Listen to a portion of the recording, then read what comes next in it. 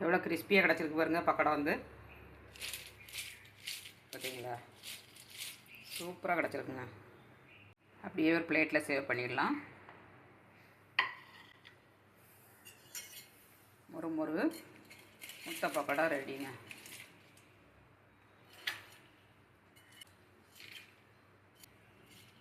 நல்லா கிறிஸ்பியாக மொறுன்னு பக்கோடா ரெடி. அட்டகாசமான சுவையில் பண்ணியாச்சுங்க. எவ்வளோ சாஃப்டாக இருக்குது பாருங்கள். பார்த்தீங்களா, சூப்பரான முட்டை பக்கோடா. எப்படி நல்லா இருக்கீங்களா? நெக்ஸ்ட் சூப்பராக ஈவினிங்கில் ஸ்நாக்ஸுக்கு எக் பக்கோடா பண்ண போகிறாங்க. முட்டை பக்கோடா எப்படி பண்ணுறதுன்னு பார்க்கலாம். வீடியோ வந்து ஸ்கிப் பண்ணாமல் பாருங்கள். வீடியோ உங்களுக்கு பிடிச்சிருந்துன்னா லைக் பண்ணுங்கள், ஷேர் பண்ணுங்கள், கமெண்ட் பண்ணுங்கள். முதல் முறையாக பார்க்காம சப்ஸ்கிரைப் பண்ணி வைங்க. அப்போ தான் நாங்கள் போடுற வீடியோலாம் உடனே அப்டேட் ஆகும். ரொம்ப டேஸ்ட்டாக இருக்கும் இந்த முட்டை பக்கோடா வந்து. ஒரு 5 முட்டை எடுத்துருக்காங்க. வேக வச்சு நம்ம தோலை உரித்து எடுத்து வச்சுக்கணும். எடுத்து வச்சுட்டு இதை கட் பண்ணி நம்ம பண்ணணுங்க. டேஸ்ட் ரொம்ப அட்டகாசமாக இருக்கும். யாருமே இது வரைக்கும் செஞ்சு சாப்பிட்ருக்க மாட்டீங்க. செஞ்சு சாப்பிட்டு பாருங்கள். சூப்பர் டேஸ்ட்டில் கிடைக்குங்க. ஸ்கூல் லீவ் விட்டு குழந்தைகள்லாம் வீட்டில் இருக்காங்க. அவங்களுக்கு டெய்லி ஒரு ஸ்நாக்ஸ் செஞ்சு கொடுங்க. இந்த மாதிரி ஹெல்த்தியான முட்டை ஸ்நாக்ஸ் செஞ்சு கொடுக்குங்க. விரும்பி சாப்பிடுவாங்க குழந்தைகள். இப்போ எப்படி பண்ணுறதுன்னு பார்க்கலாம் வாங்க வீடியோக்குள்ளே. முட்டை பக்கோடா பண்ணதுக்கு ஒரு உருளைக்கிழங்கு எடுத்துருக்காங்க. இந்த மாதிரி தோலை சீவி நம்ம தண்ணியில் போட்டு வச்சுக்கிடணும். அப்போ தான் உங்களுக்கு வந்து கலர் சேஞ்ச் ஆகாது. இதை துருவி எடுத்துக்கலாங்க. துருவி நம்ம தண்ணியில் போட்டு 2-3 தடவை வாஷ் பண்ணி எடுத்துக்கிடணும்.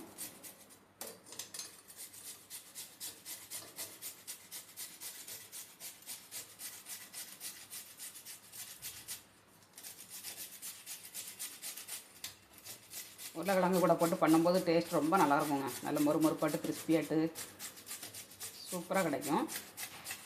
உருளைக்கிழங்கு போட்டு பண்ணி பாருங்கள். எத்தனையோ விதமான பக்கோடா செஞ்சு சாப்பிட்டு பார்த்துருப்பீங்க. ஆனால் அந்த முட்டை பக்கோடா வந்து நீங்கள் சாப்பிட்டுக்கவே மாட்டீங்க வாழ்க்கையில். செஞ்சு பாருங்கள். இந்த மாதிரி துருவி எடுத்துக்கோங்க.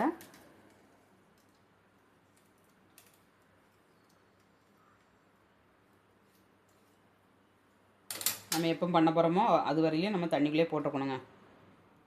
பண்ணும்போது உடனே புழிஞ்சு உடனே பண்ணணும். இப்போ இதை வந்து நம்ம 2-3 மட்டும் வாஷ் பண்ணி எடுத்துக்கலாம். வேப்பில் நல்லா வாஷ் பண்ணி எடுத்தாச்சுங்க. நம்ம ஃபஸ்ட்டு வந்து வெங்காயம் ஆட் பண்ணிடலாம். மீடியம் சைஸ் வெங்காயம் 2 வெங்காயம். இதை வந்து கையை விட்டு நல்லா பிசைஞ்சு எடுத்துக்கணும்.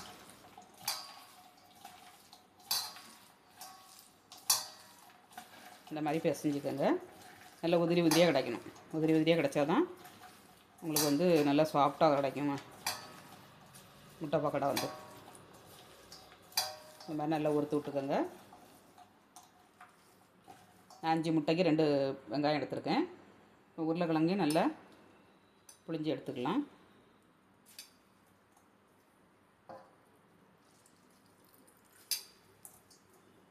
உருளைக்கிழங்கையும் தண்ணி வடிகட்டி எடுத்து வச்சு இதில் தேவையான பொருட்கள் ஆட் பண்ணிடலாங்க.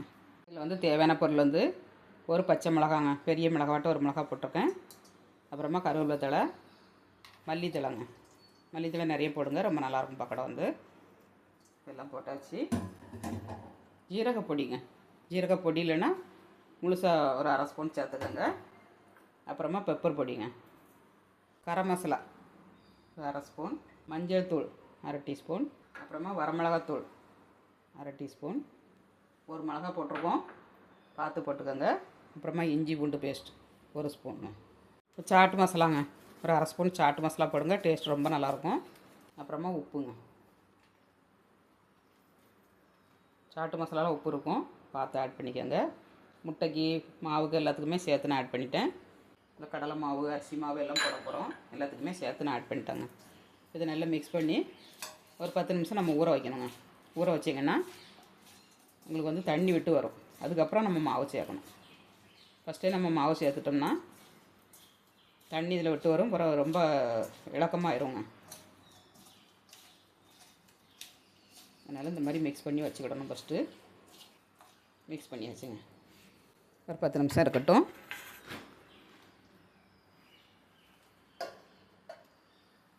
இப்போ வெங்காயம் உரிகிட்டு இருக்க நேரத்தில் நம்ம முட்டையை கட் பண்ணி எடுத்துக்கலாங்க. முட்டையை வந்து நம்ம 8 பீஸாக கட் பண்ணணுங்க. ஒரு முட்டையை வந்து இப்படி 2ஆக கட் பண்ணிவிட்டு அப்புறம் இப்படி குறுக்காப்பில் 2ஆக கட் பண்ணுங்கள். அப்புறமாட்டு குறுக்க 2 கட் பண்ணிக்கோங்க. இந்த மாதிரி கட் பண்ணிக்கோங்க. ஃபஸ்ட்டு இந்த 2 இப்படி கட் பண்ணிடணும். அப்புறமா நம்ம எடுத்துகிட்டு இந்த மாதிரி 2 கட் பண்ணிக்கோங்க. அப்புறம் இப்படி குறுக்க கட் பண்ணிடணுங்க. சின்ன சின்ன பீஸாக போடணும். ரொம்ப பெருசு பெருசாக போடக்கூடாது.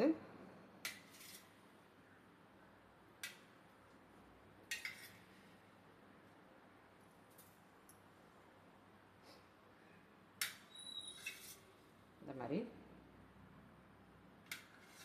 எல்லா முட்டையும் கட் பண்ணி எடுத்துக்கணும்.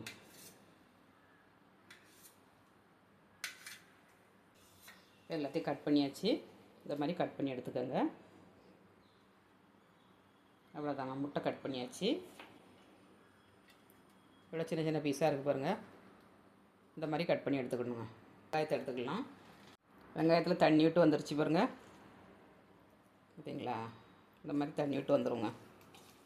இப்போ இதில் வந்து நம்ம கடலை மாவு ஆட் பண்ணிடலாம். 50 கிராம் கடலை மாவுங்க.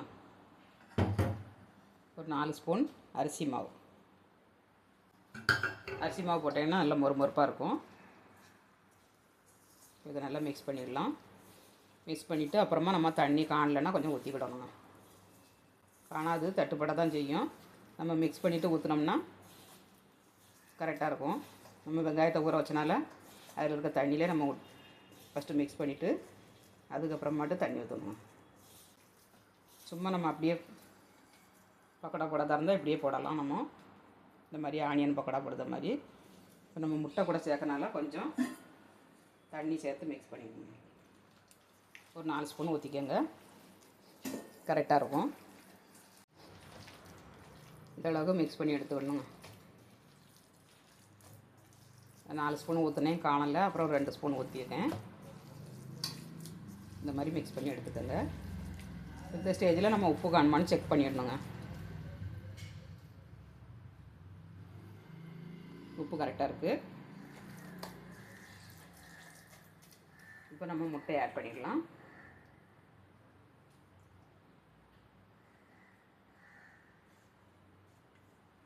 முட்டை ஆட் பண்ணியாச்சு. அப்படியே மிக்ஸ் பண்ணிடணுங்க. அப்படியே லேசாக பிரட்டினா போகிறோம். ரொம்ப அழுத்தி வரக்கூடாது.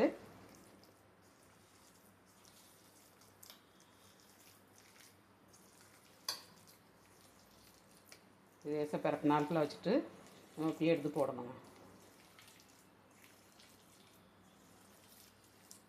அவ்வளோதாங்க, மிக்ஸ் பண்ணியாச்சு. நம்ம ஒவ்வொரு உருண்டையாக எடுத்து அப்படியே போட்டோம்னா சூப்பராக இருக்குங்க. எடுத்து போட்டுக்கலாம். எண்ணெயில் இப்போ ஆன் பண்ணிவிட்டு ஒரு கடாயை எடுத்து வச்சுக்கலாம். கடாய் இரண்டாக இந்த மாதிரி ஃப்ரை பேனுங்க எதுனாலும் வச்சுக்கோங்க.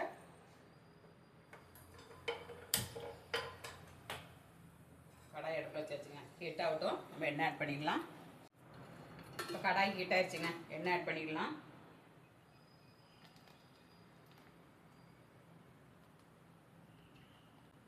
எண்ணெய் ஊற்றியாச்சு. ஹீட் ஆகட்டுங்க. நம்ம முட்டையை ஆட் பண்ணிக்கலாம். போட்டுக்கலாம். கொஞ்சம் கொஞ்சமாக முட்டையோட சேர்த்து எடுத்து போடணுங்க. நம்ம உருட்டெல்லாம் கூடாது. பக்கோடா மாதிரி அப்படியே போடணுங்க.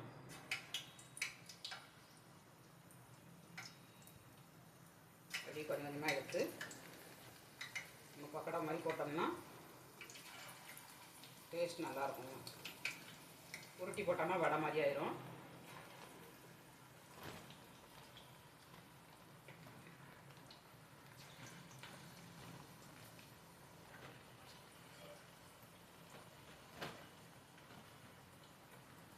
அருமையான முட்டை பக்கோடாங்க.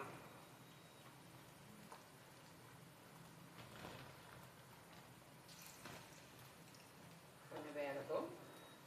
திருப்பி போட்டுக்கலாம். இப்போ ஒரு சைடு வெந்துருச்சுங்க. நம்ம திருப்பி போட்டுக்கலாம்.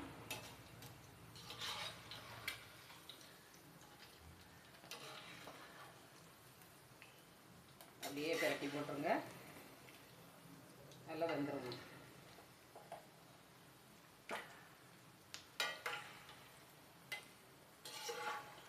சூப்பராகிட்டு கிறிஸ்பியாகிட்டு முட்டை பக்கோடா ரெடி.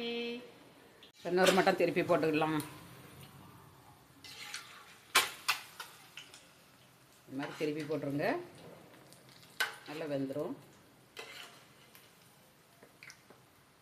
கொஞ்சம் வேகட்டுங்க, நம்ம எடுத்துக்கலாம். நல்லா வெந்துருச்சுங்க. நல்லா கலர் சேஞ்ச் ஆகிடுச்சு பாருங்கள். இந்த மாதிரி கலர் சேஞ்ச் ஆனால் நம்ம எடுத்துடணுங்க. சரிங்களா? அப்படியே ஒரு சல்லடையில் வச்சுக்கலாம். அப்படியே எண்ணெய் வடிய வச்சு இப்படி போட்டுடணுங்க.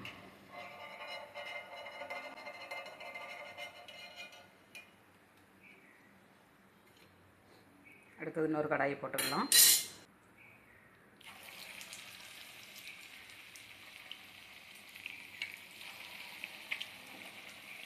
உருட்டவே கூடாதுங்க, அப்படியே எடுத்து அப்படியே போடணும்.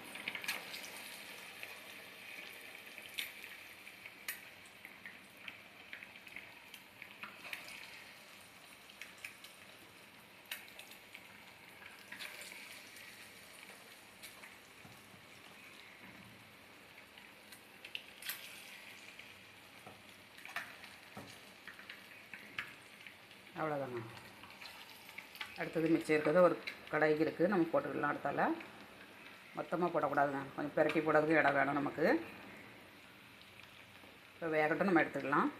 இப்போ அப்படியே திருப்பி போட்டுக்கலாம்.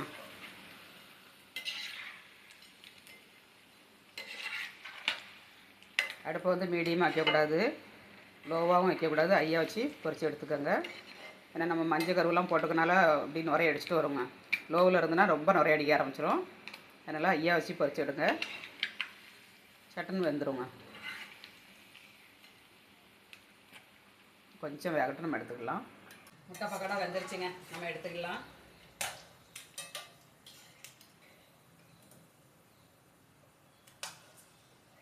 நல்லா வெந்துருச்சு.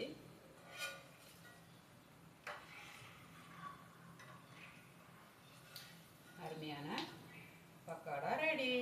வாங்க மக்களே, சாப்பிட்றதுக்கு எல்லாரும் ஒரு கிளாஸ் டீ போட்டு வச்சு சாப்பிட்டோம்னா அவ்வளோ ஒரு டேஸ்ட்டாக இருக்குங்க. யாராவது செஞ்சு கொடுத்தா சாப்பிடலாம் போல இருக்கும். என்னங்க, நம்ம செஞ்சு சாப்பிட்னா அவ்வளோ கஷ்டமாக இருக்கும்.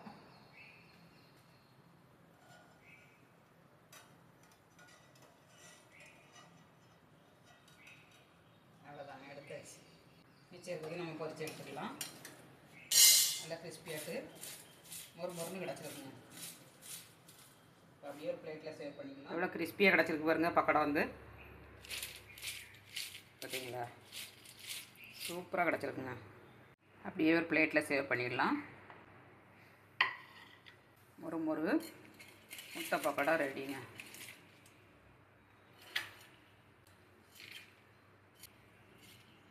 நல்லா கிறிஸ்பியாக மொறுன்னு பக்கோடா ரெடி.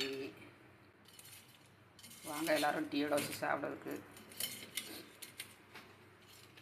அப்படியே சாப்பிட்லாம், நம்ம சாஸ் கூடயும் முக்கி சாப்பிட்லாங்க.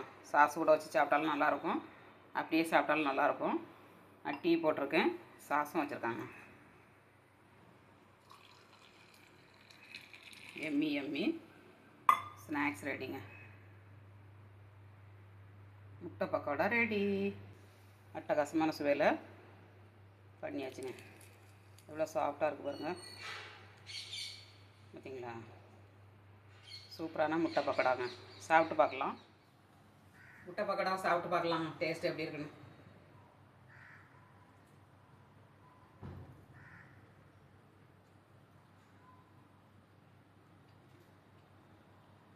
சூப்பராக இருக்குங்க, அட்டகாசமாக இருக்குது.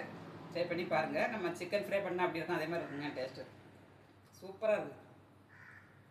இந்த மாதிரி ட்ரை பண்ணி பாருங்கள்.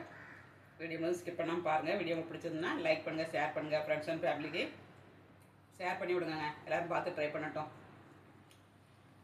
வேறு லெவலில் இருக்குங்க.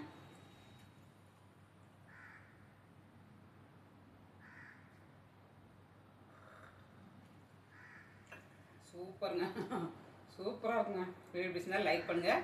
மீண்டும் சொல்ல சந்திப்போம். பாய்.